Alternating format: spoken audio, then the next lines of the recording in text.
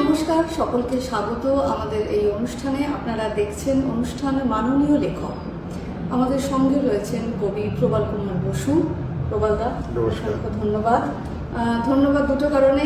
এক হচ্ছে আমাদেরকে পাণ্ডুলিপি দেওয়ার জন্য। আমরা একটি পাণ্ডুলিপি পেয়েছি এই কবির কাছ থেকে, সেই বই আমরা প্রকাশ করেছি এবং এখন পাওয়া যাচ্ছে সব জায়গায়। বই নিয়ে তো খুব বিস্তারিত কথা আমরা এখন বলবো না, সেটা পরে আলোচনা হবে, সেই নিয়ে অনুষ্ঠান হবে। কিন্তু আজ একটু কথা বলবো কবির সঙ্গে, তার কবিতা নিয়ে কথা আমরা শুনবো। যে সকল দর্শক বন্ধুরা আমাদের সঙ্গে যুক্ত হচ্ছেন, রেকর্ডেড ভিডিওটি দেখছেন, তাদেরকে প্রথমেই সপ্ত কলকাতার পক্ষ থেকে ধন্যবাদ এবং কৃতজ্ঞতা জানিয়ে শুরু করছি আমাদের আজকের এই অনুষ্ঠান। প্রবালদা, আমরা তো একটি পাণ্ডুলিপি পেয়েছি এবং অনেক পাঠক এখনো পর্যন্ত সংগ্রহ করেছেন, কিনেছেন এবং আরও অনেকে কিনবেন, কারণ আমরা কলকাতা বইমেলায় এই বইটি রাখছি, সেখান থেকেও অনেকেই কিনবেন। এই বইয়ের কথায় আমরা আসবো, তার আগে একটু যে কথা আমরা রেকর্ডিংয়ের আগে গল্প করার ছলে আপনার থেকে শুনছিলাম, যে কবিতার ভাষার একটা বদল, এই নিয়ে আপনি গুরুত্বপূর্ণ অনেক কথা আমাদের বলছিলেন। তো সেইটার থেকেই যদি আমাদের আলোচনা একটু শুরু হয়, যে কীভাবে আপনার কবিতার ভাষা একটা বাঁক বদল হয়েছিল। দেখো, আমরা যখন সবার ক্ষেত্রে এটা প্রযোজ্য, যখন কেউ লিখতে আসে তখন তাদের কাছে উদাহরণ হিসাবে থাকে অগ্রজদের বা পূর্বসূরীদের লেখার ভাষা। তো আমরা যখন লিখতে এসেছিলাম তখন তো এই ইন্টারনেটের দুনিয়া এত সকলের কাছে অ্যাক্সেস হয়নি এবং গুগল ইত্যাদি আসেওনি। তখন সবে ইমেল শুরু হয়েছে। তো আমাদের সমসাময়িক কবিরা অন্যান্য দেশে কি লিখছেন না লিখছেন আমরা চট করে, আমাদের সেখানে অ্যাক্সেস ছিল না, আমরা জানতেও পারতাম না। তো আমাদের এটা সকলের ক্ষেত্রে প্রযোজ্য। আমাদের লেখার জন্য ছিল আমাদের পূর্বসূরীদের লেখার যে ঘরানা, যে ধারণা, সেটাই ছিল আমাদের একমাত্র আমাদের হাতের কাছে ছিল। বাইরে গিয়ে এই প্রথম আমি বিদেশি কবিদের সঙ্গে মিশলাম, গল্প করলাম, কথা বললাম এবং বাইরের পৃথিবীতে কবিতা সম্পর্কে কি ধারণা, সেইটার একটা আন্দাজ পেলাম। এবং আমি যখন গিয়েছিলাম নিউজিল্যান্ডে 2005 সালে, ঠিক তার আগের বছরে ওই একই উৎসবে সুনীল গঙ্গোপাধ্যায় গিয়েছিলেন।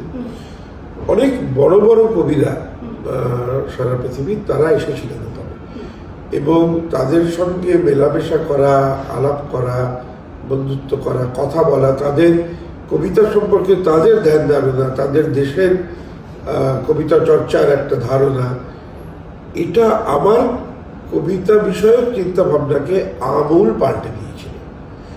এবং আমি নিজেই উপলব্ধি করেছিলাম, ফিরে এসে আমি যখন আবার লেখালেখির মধ্যে লিখছি আর কি, আপনা থেকে, এটা খুব জ্ঞানত নয়, আপনা থেকে আমার কবিতার ভাষা বদলে যাচ্ছে।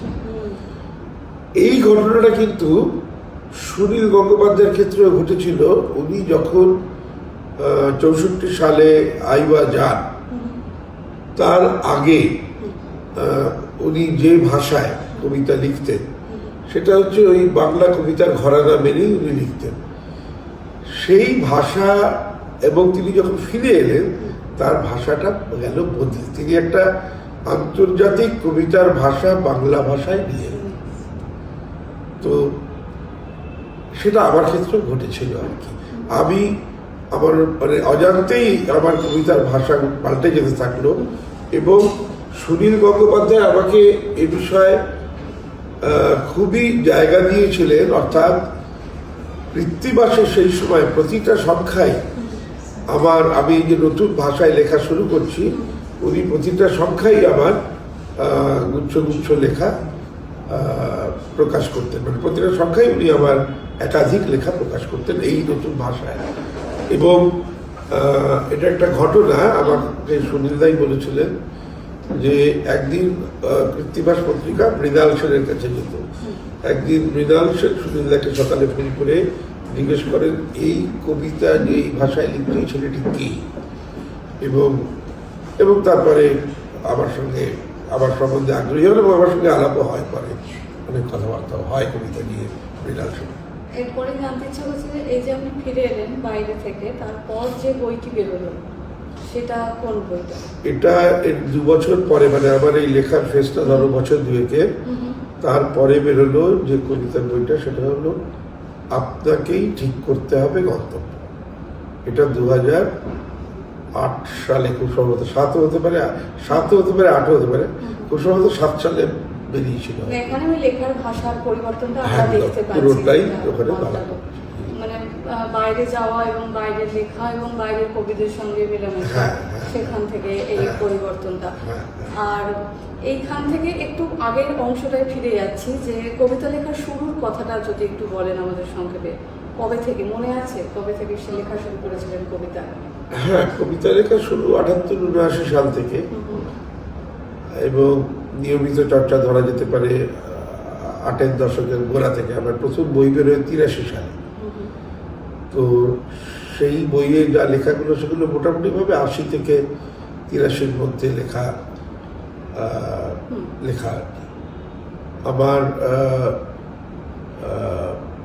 প্রথম কবিতা প্রকাশ পায় 1978 সালে, কিন্তু ওই 78 থেকে 80-র মধ্যে আমার 2-3টে কবিতাই বেরিয়েছিল হয়তো। তো 80 থেকে নিয়মিত কবিতা প্রকাশ হওয়া শুরু হয়। এই বই প্রকাশের আগে আপনার কবিতা বেরোতো নিয়মিত পত্রপত্রিকায়? হ্যাঁ, নিয়মিত পত্রপত্রিকা মোটামুটি বেরোতো। তখন তো এত পত্রপত্রিকা ছিল না, কিন্তু যেটুকু ছিল সেখানে বেরোতো নিয়মিত। আর এরপরে যে কথাটা জানতে চাইছি সেটা হচ্ছে, আপনি তো কবিতার বাইরেও অন্য অনেক কিছু লিখেছেন আমাদের বাংলা সাহিত্যকে সমৃদ্ধ করার জন্য। তো সেই সম্পর্কে যদি সংক্ষেপে একটু বলেন। উপন্যাসও লিখেছেন আপনি, এই খবরও আছে, আমরা সম্ভব হয়েছে একটি বইয়ের জন্য সেই কথা জানতে পারার। তো যদি একটু সংক্ষেপে বলেন অন্য আরো যা যা আপনি লিখেছেন আমাদের জন্য। উপন্যাস লেখাটা বাদ দিয়ে বলি, কারণ উপন্যাস যে আমি লিখেছিলাম সেটা আমারই মনে ছিল না। এবং মোস্তাক আহমেদ, অধ্যাপক মোস্তাক আহমেদ যখন আমার উপরে একটা বড় কাজ করে, তখন এইটার কথা তার মধ্যে নেই, কারণ এটা আমার স্মৃতিতেই ছিল না। এই বইটা বেরিয়ে যাওয়ার পরে আমাকে একজন বলেন পুরনো একটা কোথাও থেকে, যে আপনার এরকম লেখা রয়েছে, এটা কি আপনারই লেখা, আপনার নামে? তখন আমার মনে পড়ে, হ্যাঁ, আমি তো কখনো এটা লিখেছিলাম। যে ওটা আবার আমি রিরাইট করছি, ওটা আমি ওটা বেরোবে। এই ছাড়া আমাকে সুভাষ মুখোপাধ্যায়, উনি আমাকে বলেছিলেন যে গদ্য লেখা শুরু করতে, কারণ গদ্য লিখলে, ওনার মতে গদ্য লিখলে সেটা কবিতার বিস্তারে সাহায্য করে।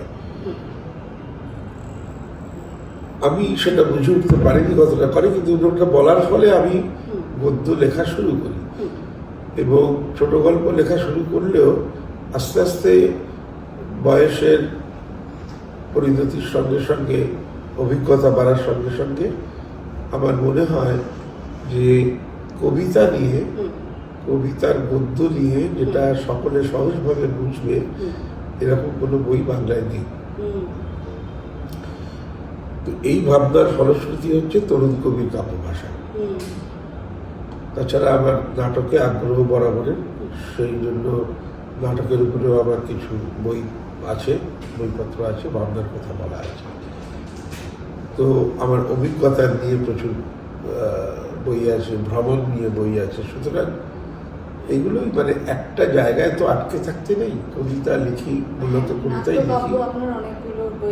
হ্যাঁ, মঞ্চায়িতও হয়, মঞ্চায়িত, আমিও দেখতে গিয়েছি, আমরা অনেকেই জানি সেগুলোর কথা।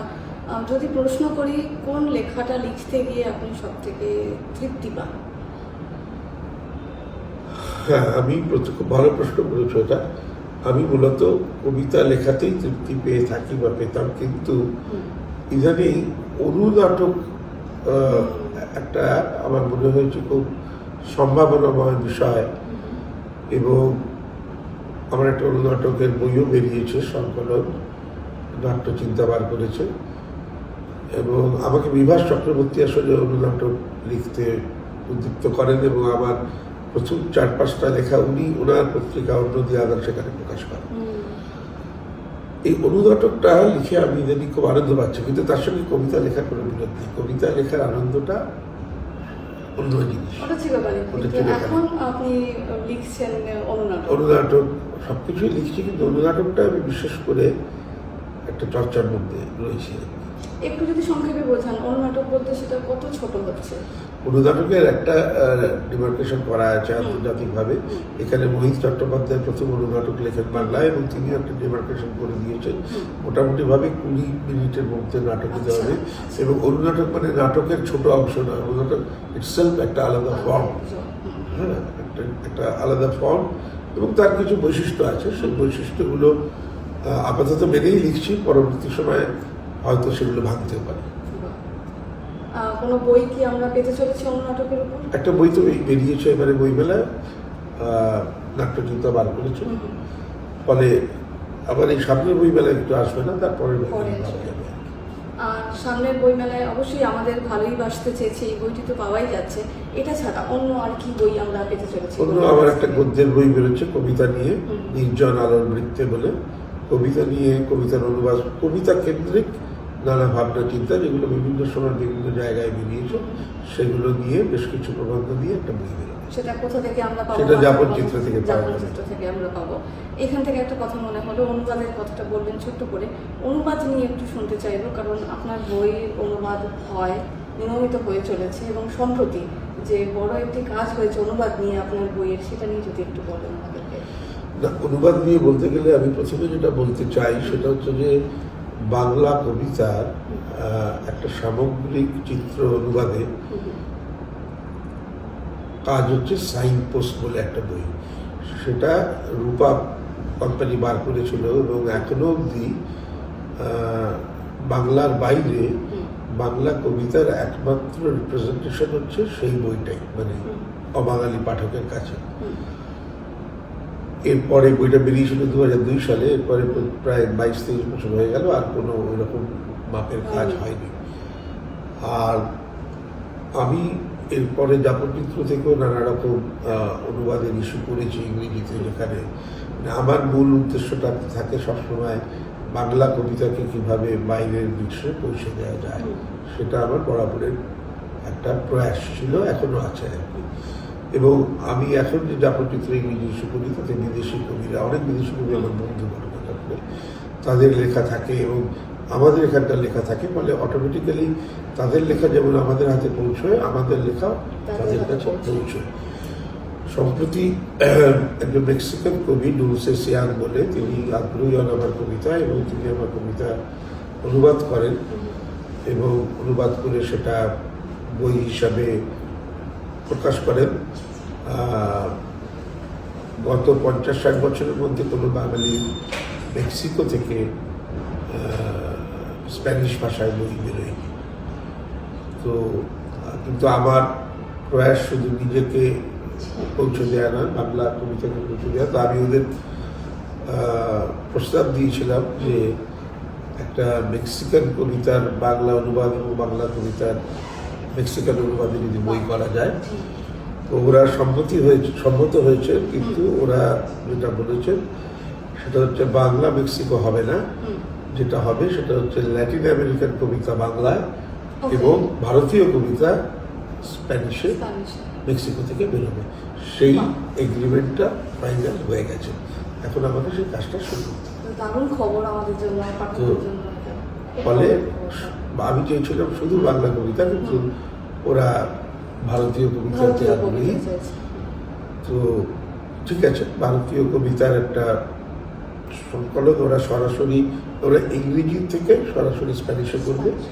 আর আমরা বলেছি যে স্প্যানিশ ওরা মূল স্প্যানিশটাই পাঠাতে, কারণ আমাদের এখানে অনেকেই স্প্যানিশ জানেন, এবং আমরা মূল স্প্যানিশ থেকে বাংলায় অনুবাদ করে পাবো।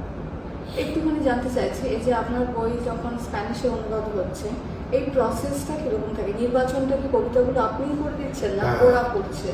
না, এখানে বেসিক্যালি যেটা হয়েছে, ওরা যে বইটা বার করেছে সেটা হচ্ছে আমার ফিশ উইদাউট বাইসাইকেল বলে একটা বই আছে, সেই বইটা ওদের হাতে পৌঁছেছিল, ওরা পুরো বইটা অনুবাদ করেছে। এখানে আমার নির্বাচনের কোনো জায়গা ছিল না, ওরা বইটাকে অ্যাজ ইট ইজ, বইয়ের নামটাও একই লিখেছে। মানে ওরা স্প্যানিশ ভাষা স্প্যানিশে বলছে। জানে আমার, মানে আমার নির্বাচনের কোনো জায়গা ছিল। আর এছাড়াও তো আপনার অন্য বই অন্য অনুবাদ হয়েছে, সেগুলো আমার প্রচুর কবিতা অনুবাদ হয়েছে। আমার সম্প্রতি হিন্দিতে একটা ম্যানুস্ক্রিপ্ট অনুদিত হয়েছে, সেটা একজন প্রকাশক খুব আগ্রহী করতে, তার সঙ্গে ফাইনাল সেটেলমেন্ট হয়নি বলে তার নামটা বলছি না, হয়তো মাসখানেকের মধ্যে সেটাও ঠিক হয়ে যাবে। এছাড়া তেলেগু ভাষায় আমার একটা বই অনুদিত হচ্ছে, কবিতার বই। কবিতা। আর যখন কখনো এরকম যদি হয় যে নির্বাচিত কবিতার যদি অনুবাদ হয়, সেক্ষেত্রে এরকম কি হয়েছে, সেক্ষেত্রে কি নির্বাচনটা আপনিই করেন না যারা? সেটা হয়নি নির্বাচন, সেটা কখনো হয়নি। আমার কোনো কবিতার নির্বাচনই আমি করিনি। বিভিন্ন জার্নালে আমার কবিতা পড়ে তাদের হাতে পৌঁছেছে, তারা তখন যোগাযোগ করে আগ্রহী হয়েছে। যেমন এই যে তেলেগু ভাষায় বললাম, উনি ইন্ডিয়ান লিটারেচারে আমার কবিতা পড়ে আগ্রহী হন করতে, এবং উনি আমার সঙ্গে যোগাযোগ করেন, করে আমার একটা বই চান, বইটা পাঠিয়েছি। উনি কিভাবে সেখান থেকে অনুবাদ করছেন আমি জানি সেটা না। ওদের process ওদের আসলে। এটা আসলে আমাদেরই জানার খুব ইচ্ছে থাকে যে আমরা তো অনুবাদের কথা জানতে পারি, কিন্তু সেই প্রসেসটা, পদ্ধতিটা কি, কিভাবে হয় পুরো কাজটা। আর আমাদের ভারতীয় অন্য ভাষার থেকে বাংলায় যে অনুবাদের কাজ, বা আমাদের বাংলা থেকে অন্য ভাষায় অনুবাদের কাজ, এই নিয়ে কিরকম কতটা অগ্রগতি হয়েছে, বা আরো কতটা হলে ঠিক হয়, এইটা একটু জানবো। এটা খুব বিচ্ছিন্নভাবে হচ্ছে। একটা জিনিস খুব পজিটিভ, সেটা হচ্ছে এই বিষয়ে সচেতনতা দেখা দিয়েছে এবং সকলেই এই বিষয়ে গুরুত্ব অনুভব করছে এবং সেই বিষয়ে কাজ করার চেষ্টা করছে। এটা খুবই ভালো প্রয়াস আমি বলবো, কিন্তু এটাকে অনেক সংগঠিত ভাবে করতে হবে। মানে আমি অনুবাদ করলাম, সেটা দুটো লোকের কাছে পৌঁছলো, তার কোনো মানে হয় না। আসলে আমি যদি আমার কবিতা ইংরেজিতে অনুবাদ করি, তাহলে আমাকে যা দেখতে হবে সেটা বাঙালি পাঠকের কাছে তো আমার কবিতা ইংরেজিতে পৌঁছানোর কোনো মানে হয় না, সেটা বাইরের লোকের কাছে, মানে বাংলার বাইরে ভারতীয় লোকের কাছে অথবা বিদেশে পৌঁছচ্ছে কিনা, সেটা পৌঁছচ্ছে না এখনো। মানে সেটা ব্যক্তিগতভাবে আমি হয়তো আমার যোগাযোগের সূত্রে পৌঁছচ্ছে, কিন্তু আদারওয়াইজ যে সংগঠিতভাবে কোনো কাজ কিন্তু পৌঁছচ্ছে না। কোথাও কি ই বুক করার একটা তাগিদ তৈরি হতে পারে? এই বুকের মার্কেট এখনো তৈরি হয়নি, আমাদের দেশে তো নয়, কিন্তু ইংরেজি বইগুলো যদি আমরা অনুবাদ যা করছি সেটা করে বিভিন্ন, কিন্তু মূল যেটা সেটা হচ্ছে যে পরিচিতি থাকতে হবে, লোকের কাছে পৌঁছতে হবে। আমাদের ই বুক ওইভাবে তো কেউ কিনবে না, এর এত বই বেরোচ্ছে, এটা পাওয়া যাচ্ছে কোথায়? হ্যাঁ, আমরা বলি অ্যামাজনে পাওয়া যায়, অ্যামাজনে হয়তো এনলিস্টেড হয়, তুমিও হয়তো নিশ্চয়ই এই সমস্যাটা ফেস করেছো। ওই একটা দুটো বই বিক্রি হলে অ্যামাজন খুব একটা আগ্রহ দেখায় না, ওরা অনেক সময় আসবে বলে আসে না, অনেক সময় মানে বলে যে পয়সা কেটে দেয়। হ্যাঁ, হ্যাঁ, ওরা শুধু বড় প্রকাশনের জন্য, ছোট প্রকাশনের জন্য অ্যামাজন কোনো কাজের কাজ নয়। তার জন্য অনেক বাংলা ছোটখাটো যেগুলো বেরিয়েছে সেইগুলো খুব কাজে দেয়। মার্কেটিং এর একটা জায়গা যেখানে একটু আমাদের ঘাটতি দেখা যাচ্ছে মনোযোগে, মার্কেটিংটা করতে হবে যাতে এই অনুবাদ হয়। আসলে আমাদের প্রকাশনা সংস্থা অনেকগুলো হয়েছে, কিন্তু বিপণনের কোনো সেভাবে হয়নি। সেইটা এই ছোট প্রকাশনা যারা আছে তারা একত্রিত বসে একটা ভাবনা চিন্তা করে কিছু করা উচিত, কিন্তু সেটা এখন অব্দি হয়নি। মানে একটা যদি পুরো প্ল্যাটফর্ম এরকম থাকে যেখানে বাংলা থেকে অনুদিত বইগুলো পুরো পাওয়া যায় ইংরেজিতে, ধরুন সেখানে সবাই আমরা এনলিস্ট করি। হ্যাঁ, আমাদের এই কলকাতা ফাউন্ডেশনের একটা উদ্দেশ্য তাই। বাহ, যদি এরকম ভবিষ্যতে কিছু করা যায় যেখানে সব ইংরেজি বইগুলো আমরা রাখলাম, যে কেউ চাইলে সেখান থেকে এখানে ইংরেজি বই প্রচুর আছে, যেগুলো সমসাময়িক বিদেশি কবিদের বই আছে প্রচুর। পোয়েট্রিওয়ালা বার করে, পোয়েট্রিওয়ালার সঙ্গে আমাদের একটা টাইম আছে, পোয়েট্রিওয়ালার সমস্ত বিদেশি বই এখানে, বিদেশি অন্যান্য বাংলা ছাড়া অন্যান্য ভাষা ভারতীয় কবিদের বই। খুব ভালো লাগলো প্রণবদা আমাদের সঙ্গে কথা বললেন। আমাদের যে বইটি বেরিয়েছে ভালোই বাঁচতে চেয়েছি, যদি সংক্ষেপে একটু বলেন, এই প্রশ্ন তো আমরা করেওছি আপনাকে, পাণ্ডুলিপি পেয়েছি, এখানে কি সবই প্রেমের কবিতা? না না না না না, ভালোবাসা মানে কখনোই প্রেম নয় আমার কাছে। ভালোবাসাটা, প্রেম হচ্ছে ভালোবাসার একটা অংশ, ভালোবাসাটা আরো বড় জিনিস। যেমন আমি তোমাকে ভালোবাসতে পারি, কিন্তু তার মানে এই নয় যে তোমাকে ট্রেন করছে। তো এইটা একটু ভুল ধারণা আছে। ভালোবাসা মানে বৃহৎ অর্থে ভালোবাসার কথাই বলতে চেয়েছি আমি, কিন্তু তার মানে এই নয় যেখানে প্রতিবাদের কথা নেই, এখানে স্যাটায়ার নেই, এবং বিষণ্ণতাও আছে, এখানে বিষণ্ণতা নেই, এখানে পাওয়া না পাওয়ার কথাও আছে, হ্যাঁ, এখানে হ্যাঁ। প্রকৃতির কাছে ফিরে যাওয়ার কথা ফিরে যাওয়ার আছে, কথা আছে। অনেক কিছুই রয়েছে এখানে। তো ভালোবাসা অর্থে কি বলতে চেয়েছেন কবি প্রবাল কুমার বসু সেটা জানার জন্য আমি কিন্তু বিজ্ঞাপন করছি প্রবাল এই অংশটা পুরোপুরি হ্যাঁ। একদম। তো সেটা জানার জন্য অবশ্যই পড়তে হবে, আমাদের এই বইটি সংগ্রহ করতে পারেন। কলেজ স্ট্রিটের নানা জায়গায় পাওয়া যাচ্ছে, অনলাইনে পাওয়া যাচ্ছে, এবং সামনেই কলকাতা বইমেলাতে তো অবশ্যই পাওয়া যাবে, এবং তারপর সারা বছর পাওয়া যাবে এই বইটি। অসংখ্য ধন্যবাদ আপনারা যারা আমাদের ভিডিওটি দেখলেন শেষ পর্যন্ত, এবং যারা কিনবেন বইটি অবশ্যই আমাদের জানাবেন কেমন ভালো লাগলো। আর প্রভাত আপনাকেও আপনার আগামী যে বইগুলো আসছে তার জন্য ধন্যবাদ। যে বড় কাজের কথা আপনি বলছেন, পরিকল্পনা আছে, সেগুলোও যদি হয় তাহলে খুবই ভালো হবে আমাদের জন্য। থ্যাংক ইউ, ধন্যবাদ।